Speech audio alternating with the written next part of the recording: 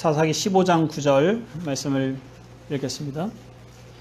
이에 블레셋 사람들이 올라와 유다의 진을 치고 레히에 가득한지라. 유다 사람들이 이르되 너희가 어찌하여 올라와서 우리를 치느냐. 그들이 대답하되 우리가 올라온 것은 삼손을 결박하여 그가 우리에게 행한 대로 그에게 행하려 함이로라 하는지라. 유다 사람 3,000명이 에담 바위 틈에 내려가서 삼손에게 이르되 너는 블레셋 사람이 우리를 다스리는 줄을 알지 못하느냐.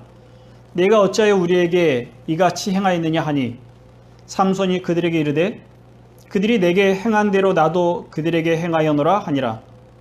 그들이 삼손에게 이르되 우리가 너를 결박하여 블레셋 사람의 손에 넘겨주려고 내려왔노라 하니 삼손이 그들에게 이르되 너희가 나를 치지 아니하겠다고 내게 맹세하라 하매 그들이 삼손에게 말하여 이르되 아니라 우리가 다만 너를 단단히 결박하여 그들의 손에 넘겨줄 뿐이요 우리가 결단코 너를 죽이지 아니하리라 하고 새 밧줄 둘로 결박하고 바위 틈에서 그를 끌어내니라.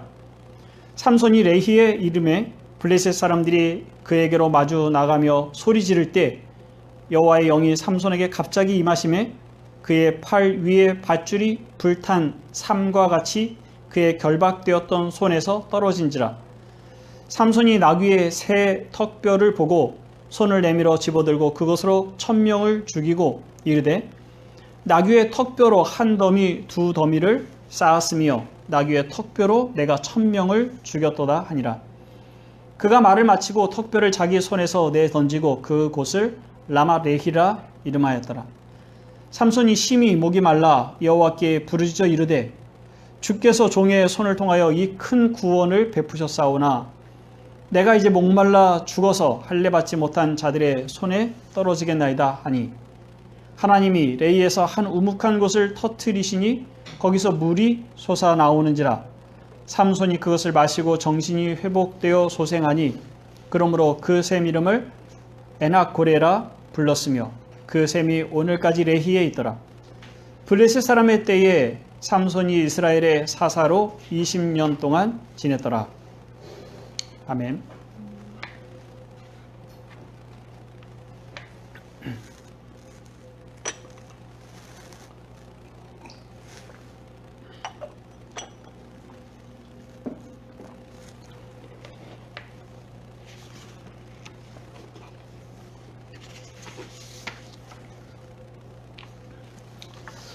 택시기사를 하는 한 형제님과 대화를 나누게 됐는데요. 평상시에 운전하실 때 늘 기독교 방송을 틀어놓으시고 운전을 하신답니다. 그러니까 손님들이 타면 소리를 줄이기는 하지만 복음을 전하는 한 방법으로 사용을 하신다고 하는데 요즘은 그렇게 하지 못한다고 합니다. 그 이유를 여러분들도 아실 것 같습니다. 교회들이 방역을 지키지 않아서 감염자들이 꽤 많이 나왔습니다. 몇몇 교단과 또 교회들이 여전히 대면 예배를 고집하고 있고 그래서 방역 당국을 또 긴장시키고 있습니다. 정부의 비대면 예배 권고를 거부하고 또 대면 예배를 하겠다는 그 교단이나 교회는 아무래도 방역 수칙을 잘 지켜서 거기서는 감염자가 나오지 않을 거다 이런 생각이 듭니다. 그렇지만 어쨌든 대면 예배를 생명처럼 여기는 여러 교회에서 확신자들이 계속 나오는 형국이고 거기에다가 극우단체들과 연결된 교회들에서 감염자들이 계속 이어지고 있습니다. 나라 전체의 사회적 거리두기가 격상되고 그래서 사회적 경제적 손실이 가중되고 있습니다. 그로 인해서 교회에 대한 사람들의 인식이 매우 부정적이 되었습니다. 사회 전체가 부정적으로 본다 이렇게 말할 수는 없겠지만 그 부정적인 시각을 접하는 그리스도인으로 또 그리스도인의 한 사람으로 자격지심 때문인지 더욱 움츠려 드는 것이 사실입니다. 그러니까 신자라고 밝히는 것이 특히 저희 입장에서 목사라고 밝히는 것이 감염의 숙주라도 되는 듯이 사람들을 의식하게 됩니다. 이처럼 신자의 정체성이 부정적으로 드러나는 일이 참 드뭅니다. 근데 오늘 마침 이 본문에서 하나님의 백성이 이방 세계에서 어떻게 살아야 하는지 그걸 묵상하는 단초를 발견했고, 그래서 교회와 세상의 관계를 또 말씀 속에서 살펴보고 그 속에서 신자가 어떻게 살아야 하는지를 좀 생각해 보려고 합니다. 삼손이 사사로 있던 때는 블레셋이 이스라엘을 통치하고 있던 때입니다. 근데 그때의 통치란 우리가 일제 강점기 때 경험했던 것과 같은 그런 방식은 아닌 것 같습니다. 일제 강점기 때는 왕을 없애고 총독부를 세워서 사법, 행정, 마을 구석구석까지 관리들을 두어서 모든 분야에 영향을 끼쳤습니다. 근데 이스라엘에는 아직 왕이 없던 시기이기 때문에 그렇게 블레셋이 깊이 정치적인 어떤 행사를 한 것 같지는 않습니다. 그러니까 이스라엘의 영토의 일부를 차지하고 그리고 조공을 받는 방식으로 다스렸던 것 같습니다. 그러니까 삼손이 아내를 얻기 위해서 딥나라는 지역으로 내려가는데 그 딥나가 블레셋이 차지한 지역입니다. 근데 삼손이 블레셋 사람들을 죽이고 피신해서 에담 바위 틈으로 피하여 갔는데, 그 에담 바위가 있었던 곳은 유다 지파의 자치권이 있었던 곳입니다. 유다 지파의 경계 안에 있던 곳입니다. 그러니까 블레셋이 들어와서 통치하고 있는 지역이 있었고, 그리고 유다 사람들이 여전히 살아가도록 자치권을 인정해주는 곳이 있었던 겁니다. 다만 그들 사이에 문화의 혼합이 있었습니다. 또 경제적인 교류가 있었을 겁니다. 아들과 딸을 서로에게 주고 받는 일이 있었습니다. 딸들을 데려다가 며느리로 삼고 또 아들을 그들의 사위로 주었습니다. 이스라엘 자손들은 그들의 우상을 섬겼습니다. 강압에 의한 것이 아니라 그들을 풍요롭게 한 신이라면 우리도 풍요롭게 할 수 있을 거라는 생각을 했던지 가나안에 들어와서 계속 그들의 우상을 받아들였습니다. 그렇게 그들은 서로 닮아가며 서로의 영역을 인정해 주었고, 그런 속에서 이스라엘은 안전을 보장받습니다. 그런데 거기에 문제가 생겼습니다. 그러니까 삼손이 유다 지파의 영역으로 피하여 오고 블레셋 사람들이 삼손을 달라고 유다를 마주하고 진을 치게 된 겁니다. 삼손이 자기의 아내와 장인을 죽인 블레셋 사람들을 죽이고 에담 바위로 내려가서 머물렀습니다. 그 지역이 유다의 경계 안에 있었는데 블레셋 사람들이 유다 지파를 마주하고 진을 쳐서 유다 사람들에게 매우 놀라운 반응이 나타납니다. 유다 사람들이 블레셋 사람들에게 하는 말이 너희가 어찌하여 올라와서 우리를 치느냐, 이렇게 말을 합니다. 블레셋 사람들이 삼손을 원합니다. 우리는 삼손만 주면 된다. 유다 사람들이 3,000명이나 에담 바위로 내려가서 삼손에게 말합니다.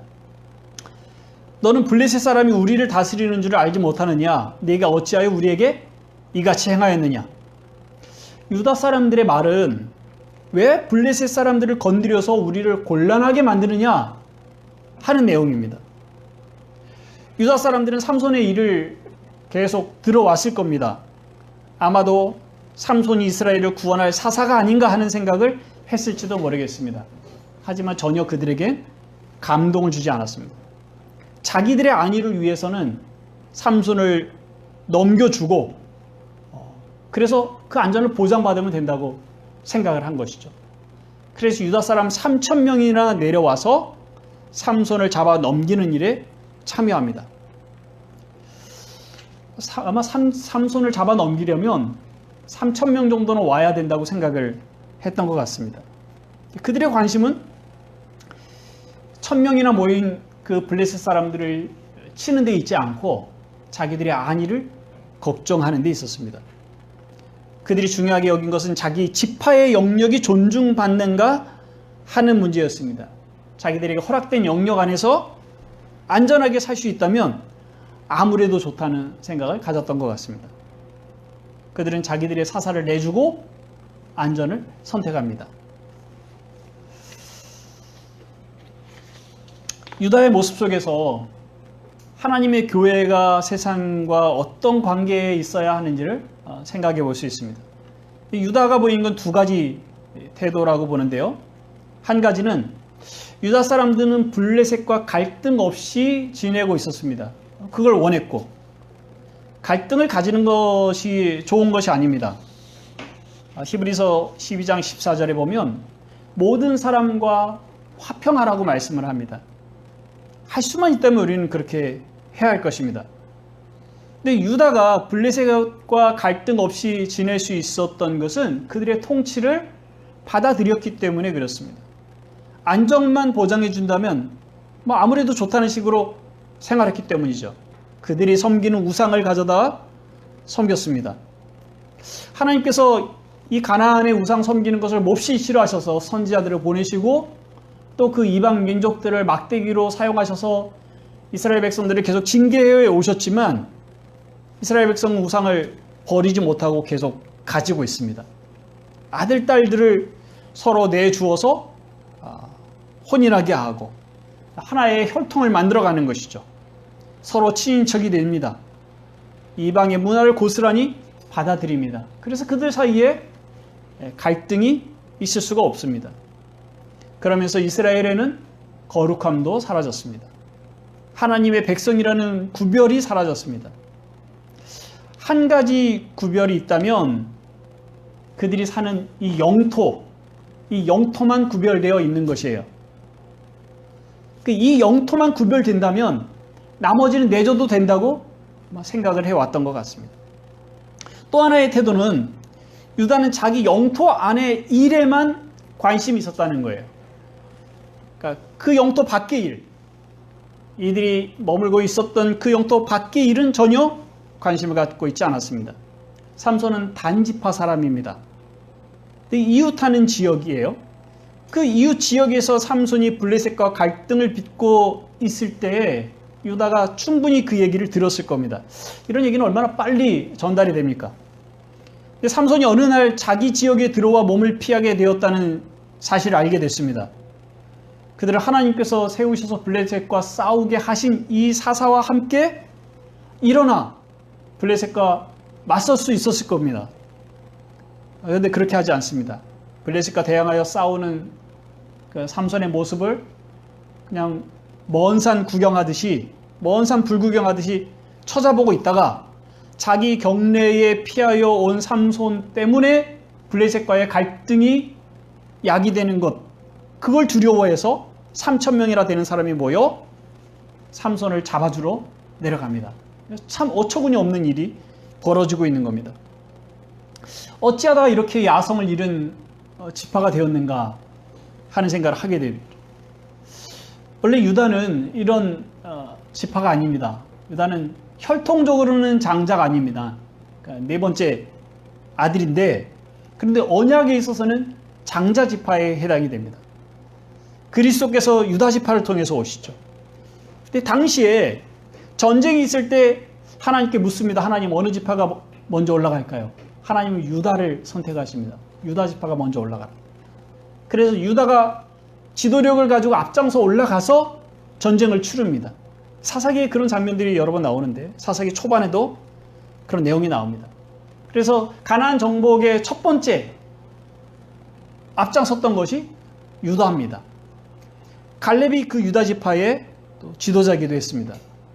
유다가 헤브론과 가사와 아스글론과 에그론을 차지하는데 헤브론은 갈렙에게 줍니다. 유다 지파의 갈렙이 헤브론을 차지하게 되고, 그 이후에도 헤브론은 유다 지파가 갖게 됩니다. 그런데 나머지 가사, 아스글론, 에그론은 블레셋이 차지하게 됩니다.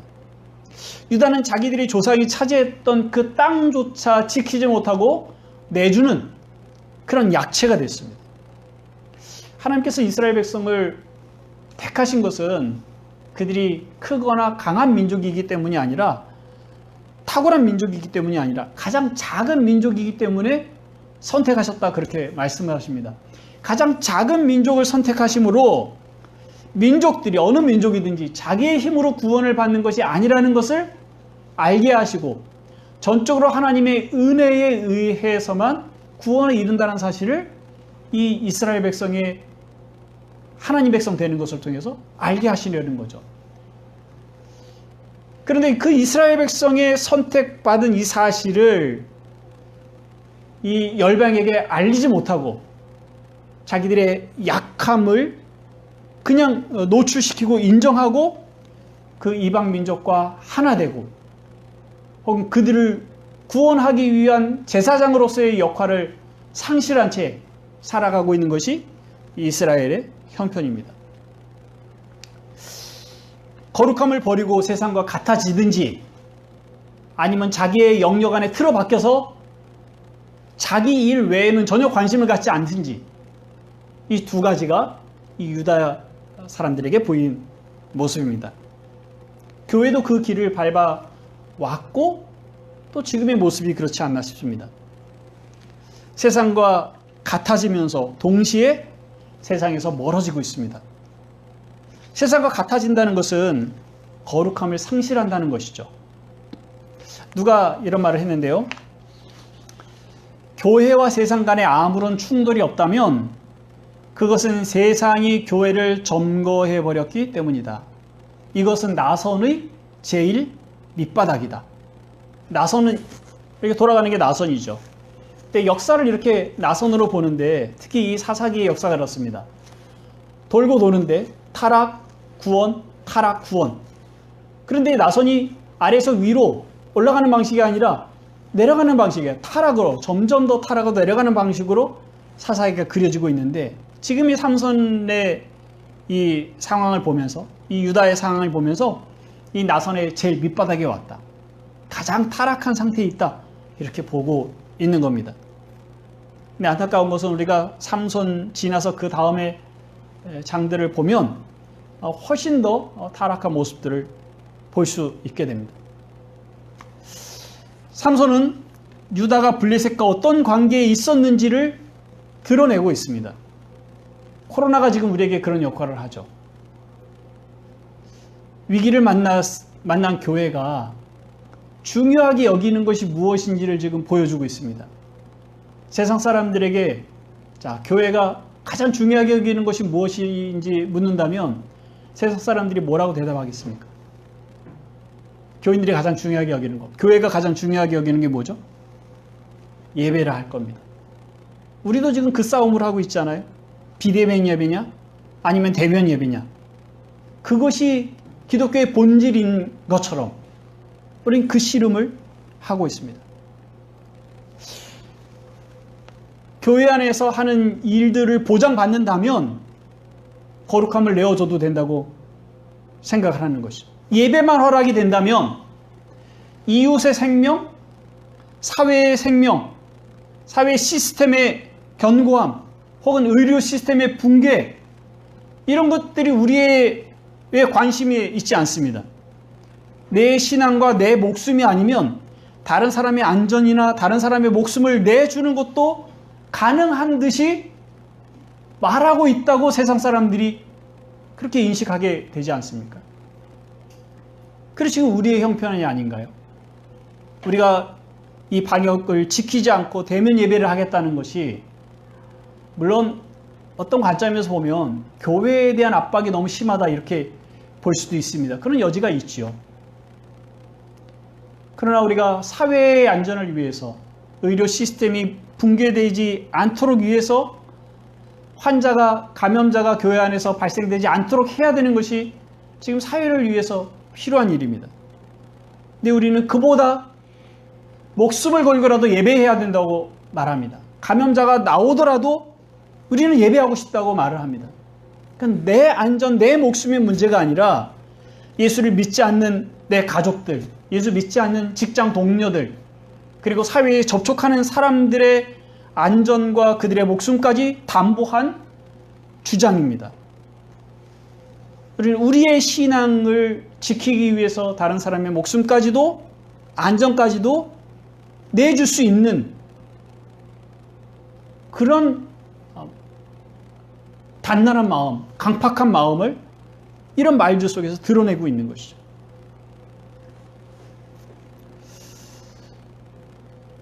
우리는 우리의 성이 공격당하지 않는다면 그럼 우리는 괜찮다고 그동안 생각을 해왔습니다. 우리의 성이 공격당하자 흥분하고 지키겠다고 나서고 있는 겁니다. 이미 우리는 우리의 삶에서 거룩함을 상실한 채 껍데기만 남아있는 그런 성, 그런 교회의 틀을 가지고 있지 않는가 생각해 봐야 됩니다. 우리가 아이들을 키울 때 과연 소요리 문답의 1번에 해당이 되는 인생의 목적이 무엇인가? 하나님을 영화롭게 하는 것과 영원토록 그를 즐거워하는 것이다. 그걸 목적으로 아이들을 가르칩니까? 하나님을 아는 지식과 그리스도를 닮은 일을 위해서 기도하고 성경을 가르치고 그 일을 위해서 부모가 애를 쓰고 그렇게 살아가지 못하는 자녀들의 모습을 보면서 안타깝게 눈물 흘리고 기도하는 일들이 있습니까? 어떻게 해서라도 아이들이 세상에서 똑똑하고 공부 잘하고 요즘식으로 얘기하자면 창의력 있는 인간이 돼서 이 4차 산업혁명 시대를 살아갈 만한 그런 인재가 되기를 간절히 바라는 것이 부모의 마음이죠. 그래서 서울에 있는 10위권 안에 있는 대학에 다니기를 바라고, 그것도 안 되면 서울에 있는 대학, 그것도 안 되면 수도권에 있는 대학을 보내고 싶어 하고, 졸업 후에는 삼성, 현대, 카카오, SK 등등의 대기업에 들어가거나 공기업 혹은 공무원이 되는 것을 최고로 생각합니다. 돈과 성공, 안정과 행복, 그것들이 우리들의 관심입니다. 혹시 우리의 자녀들 중에 서울에 있는 몇 개 안 되는 대학에 입학을 하고 졸업하고 나서 대기업에 들어가고 안정된 직장을 얻으면, 그래서 주변 사람들이 그 부모를 보고 참 기도 많이 하셨다, 전 저들의 신앙에 복을 받았어, 하나님이 사랑하시는 사람들이야, 이런 평가를 받지 않겠습니까? 그런 눈으로 시기심과 질투의 마음을 담아서 그들을 보게 되죠. 세상 사람들이 우리를 볼 때 자기들은 무신론이거나 혹은 섬기는 신이 다를 뿐이지, 자기들은 부처를 믿거나 혹은 산신을 믿거나 무당을 찾아가거나, 그런데 예수 믿는 사람들은 예수를 믿고 하나님을 믿는 것, 믿는 대상만 다른 것이지 목표는 똑같다고 생각할 겁니다. 사회의 성공이죠, 행복이죠, 안정이죠. 그런 면에서 우리는 세상 사람들과 결코 다르지 않습니다. 우리는 거룩함을 상실한 사람들입니다. 우리가 가지고 있는 건 예배라는 틀, 예배당이라고 하는 공간, 그것이 침해되지 않는 한 우리는 괜찮습니다. 그 안전, 그 안에서의 안정만 허락을 해준다면 우리는 뭐든지 다 내주면서 살아왔습니다. 또한 우리는 세상과 멀어지고 있습니다. 그것은 긍휼을 상실한 겁니다. 세상이 어찌되든 세상에 관심을 두지 않습니다. 세상, 교회 밖, 세상이 어찌되든지 상관하지 않습니다. 왜냐하면 우리는 선택받은 백성이지 않습니까? 이 성, 이 교회는 견고합니다. 하나님이 지키시니까. 저들과 다르게 우리는 죽어서 천국에 갑니다. 여기서도 하나님의 나라라고 합니다. 세상은 어차피 심판을 받습니다. 믿지 않는 사람들이 심판을 받고 이 땅, 이 하늘 또한 심판을 받게 될 것이니 우리 눈에 보이는 모든 것에 소망이 없죠. 그래서 우리는 세상 일에 대해서 관심을 갖지 않습니다. 다음 세대가 어떻게 살 것인지에 대해서는 전혀 관심이 없습니다. 이건 일종의 시한부 종말론입니다. 시한부 종말론은 몇 날 몇 시에 예수님이 오신다, 그게 이제 시한부 종말론자들이 주장하는 바입니다. 우린 그렇게 몇 날, 몇 년, 몇 월, 며칠 이렇게 날짜를 특정하지는 않지만 주님께서 다음 세대에 오시지 않을 거라는 확신을 우리는 가지고 있습니다.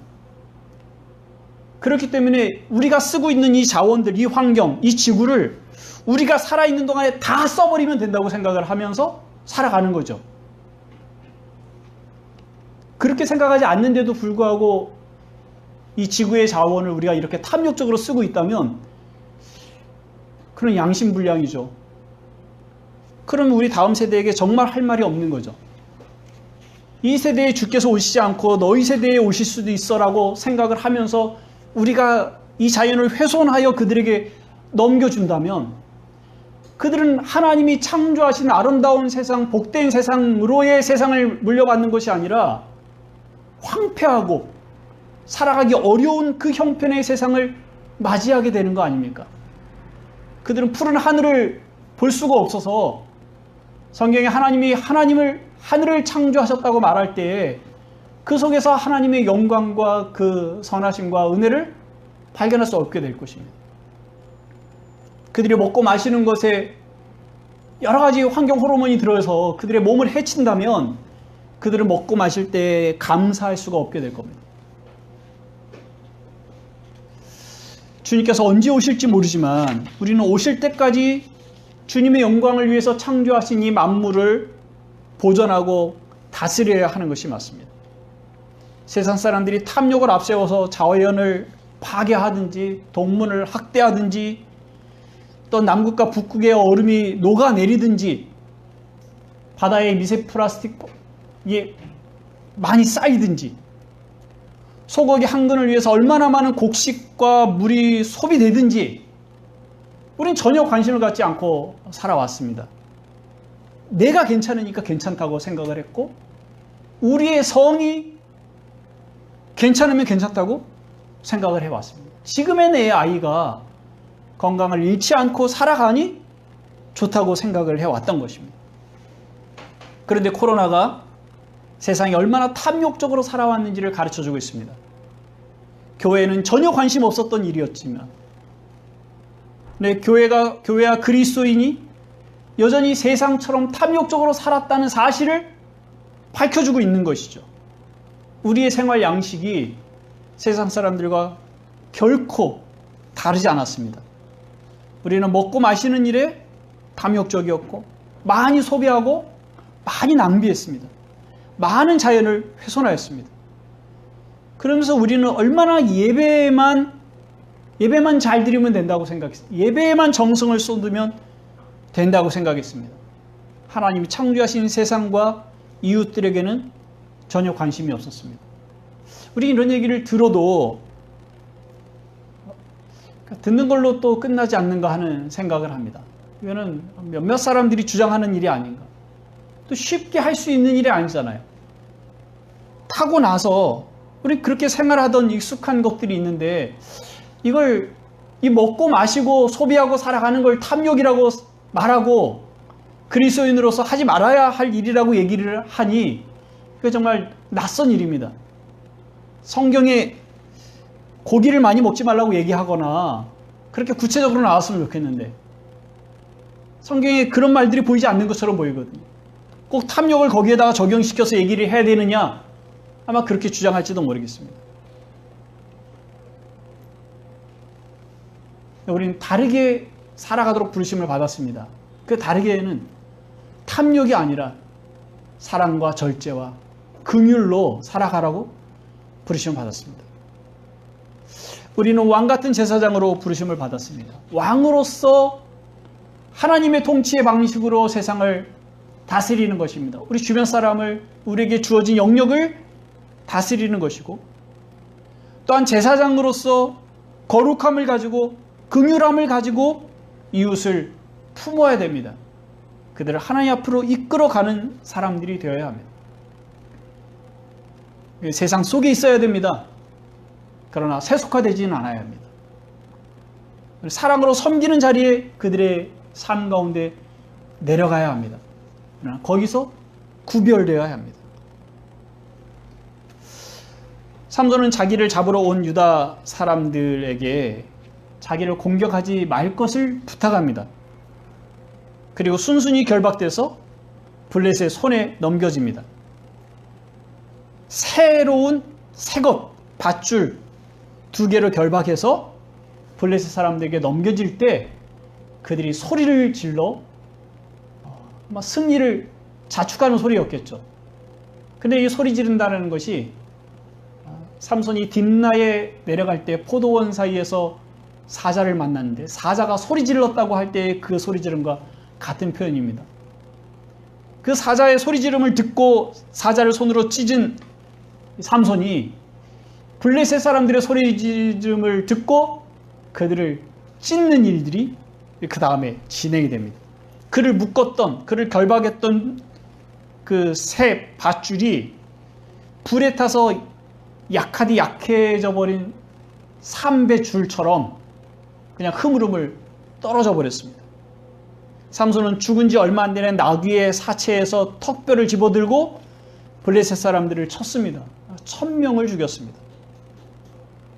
기드온이나 삼손이나 앞에 사사들을 하나님의 성령께서 그들을 붙드시고 이끄실 때 그들은 나가서 사람들을 모았습니다. 함께 일어설 사람들을 불러 모았습니다. 그래서 하나님의 영이 삼손에게 임했는데 삼손은 주변에 모을 사람들이 없었던 것 같아요. 그가 한 일은 죽은 나귀 턱뼈를 취해서 그걸 무기로 사용합니다.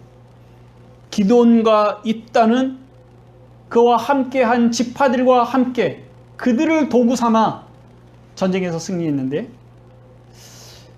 나시린으로서 만지면 안 되는 부정한 죽은 동물의 턱뼈와 이스라엘 지파 둘 중에 아마도 이스라엘 지파가 훨씬 부정한, 그래서 그들을 쓰느니 나귀 턱뼈를 쓰는 것이 낫다고 하나님이 생각하셔서 삼손의 손에 붙이신 것이 아닌가, 그런 생각이 듭니다.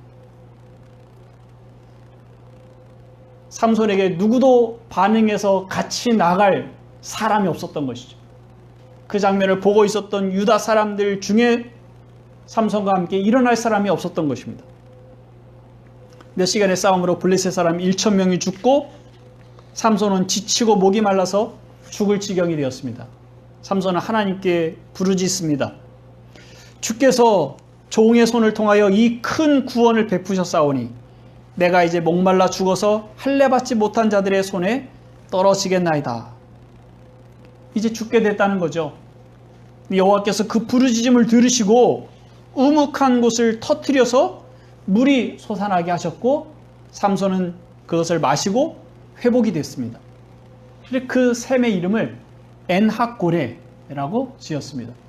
이 말의 뜻은 부르짖는 자의 샘이라는 말입니다. 엔핫고레.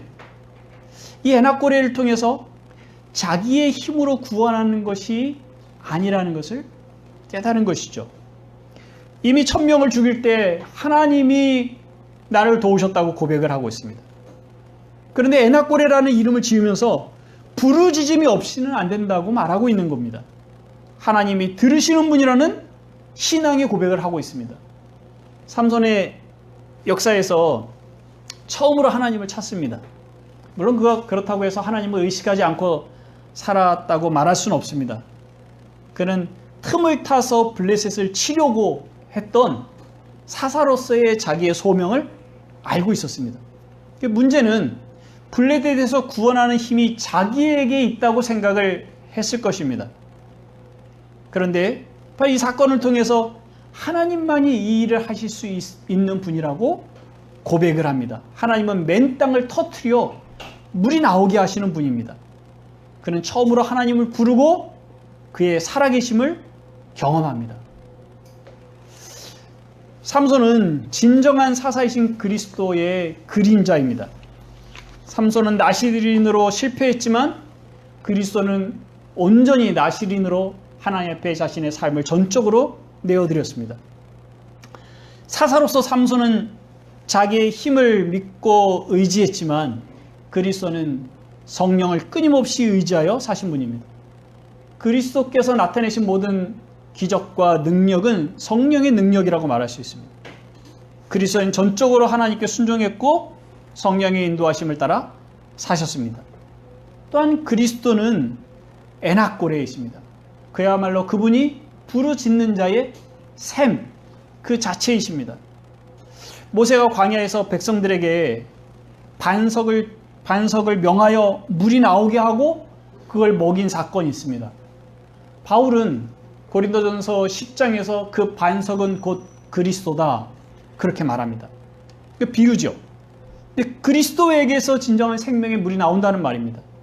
그리스도가 우리에게 생명의 물이요 영원히 솟아나는 샘물입니다. 삼손이 그리스도의 그림자일 뿐만 아니라 또한 삼손은 우리의 거울이 됩니다. 우리는 삼손이 받은 은사와는 다르지만 성령과 또한 성령의 은사를 받은 사람들입니다. 그래서 우리는 왕 같은 제사장으로 살아갑니다. 근데 그것은 우리의 힘으로, 우리의 은사로 세상을 바꾸라고 하신 것은 아닙니다. 우리에게 있는 은사의 탁월함이 아무리 대단하다 할지라도 그런 삼손이 블레셋 1,000명을 죽이고 목말라 죽게 될 정도의 한계를 넘어설 수는 없는 것입니다. 물론 우리는 힘을 다해 싸워야 합니다. 그렇지만 우리는 매일 새롭게 공급하시는 하나님의 은혜의 샘으로부터 그 물을 공급받고 그 은혜를 공급받아야 살아갈 수 있습니다. 우리는 도우심을 의지 않고 살아가다가 어느새 거룩함을 상실합니다. 어느새 지쳐서 의욕이 상실합니다. 어느새 우리가 부르심을 받은 소명과 목표를 잃어버리게 됩니다. 이 탐욕적인 세상을 따르지 않고 좁은 길을 걸어가기 위한 용기를 위해서 우리는 부르짖어야 합니다. 자녀들에게 하나님을 아는 지식과 그리스도를 닮아가라고 말하고 또 부모된 우리가 그 길을 먼저 쫓아가며 본을 보이기 위해서 또는 우리는 부르짖어야 합니다. 또 기성세대가 하나님의 말씀대로 살아가지 못하는 모습들을 보면서 청년들이 교회를 떠나는 일들이 많습니다. 이런 시험에 들지 않기 위해서도 청년들은 부르짖어야 합니다. 하나님을 영원하게 하며 범사의 하나님을 즐거워하기 위해서 부르짖어야 합니다. 우리의 아버지 하나님께서 우리의 부르짖음을 거절하지 않으시고 그리스도로부터 목마르지 않을 영원한 생수를 흘러보내십니다. 그리스도는 우리의 영원한 애낙골에 부르짖는 자의 샘이십니다. 고난의 시기를 우리가 살아가고 있습니다. 교회의 위기를 만났습니다. 부르짖음으로 하나님께서 공급하시는 그 은혜의 샘을 통해서 살아가시는 그 은혜가 있으시기 바랍니다. 이렇게 기도하겠습니다. 하나님, 우리가 이전으로 돌아가기를 소원하는 마음을 가지고 있습니다. 새로운 일상 우리에게 도래했고 또 올 것입니다. 그때 어떻게 살아가야 할지 하나님 지금 우리가 준비하게 하시고 우리가 살았던 모든 삶의 방식들을 점검하게 하시되 특별히 세상과 구별된 방식으로 동시에 세상을 긍휼히 여기는 방식으로 우리가 그리스도를 따라갈 수 있도록 은혜를 베풀어 주옵소서. 우리 시편 119편에 있는 것처럼 하나님의 말씀을 우리에게 허락하셔서 우둔한 저희들을 깨우쳐 주시고 또한 그 말씀을 쫓아 살아가지 않는 형제와 또 세상을 보면서 안타깝게 생각하고 탄식하는 마음까지 저희들에게 허락하여 주옵소서. 오직 진리가 우리를 거룩히 하며 진리가 앞서는 삶을 살아가도록 은혜를 베풀어 주옵소서. 예수 그리스도의 이름으로 기도하옵나이다. 아멘.